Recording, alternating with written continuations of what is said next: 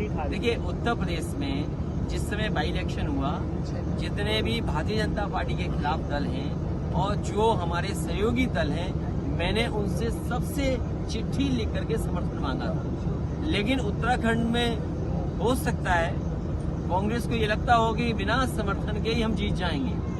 उन्होंने किसी समाजवादी को नहीं पूछा और उसका परिणाम क्या हुआ? अगर समर्थन मांगा होता तो समाजवादियों ने समर्थन दिया होता, क्योंकि समाजवादी पार्टी वो दल है जो इंडिया को मजबूत करना चाहता है, इंडिया गठबंधन को मजबूत करना चाहता है।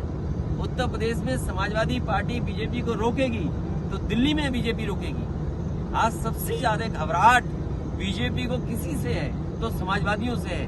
अभी हाल में देखा नहीं है आपने, जब दिल्ली में G20 चल रहा था तो घोसी में कितनी बुरी हार हुई भारतीय जनता पार्टी की।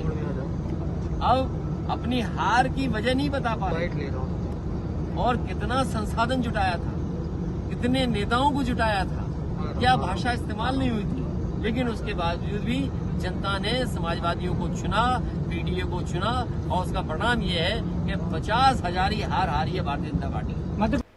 देखिए, ऐसा है कि जब आप इंडिया परिवार के सदस्य हैं, इंडिया परिवार में अगर आप सदस्य हैं तो समर्थन मांगने लेने का प्रश्न नहीं होता। हम लोगों ने आगे बढ़कर समर्थन किया था, बिना मांगे समर्थन दिया था। आप सबको ध्यान होगा, मेरा पत्र और मेरा वीडियो आपने अब उठाकर देख लें, जब उनकी प्रदेश अध्यक्ष ने डिमांड किया था उसके पहले का है। और जब इंडिया परिवार के आप सदस्य हैं तो हम आगे बढ़कर उसमें आपको सहयोग कर रहे हैं, आपके साथ खड़े हैं। तो जैसे आपने घोसी में हमने समर्थन किया, उसी प्रकार आपको खुद आगे बागेश्वर में समर्थन उत्तराखंड में करना चाहिए था। और जब आप एक परिवार के सदस्य हैं, इंडिया परिवार जब बन रहा है इतना बड़ा, उस परिवार के सदस्य हैं तो उसमें मांगने देने का प्रश्न नहीं उठता।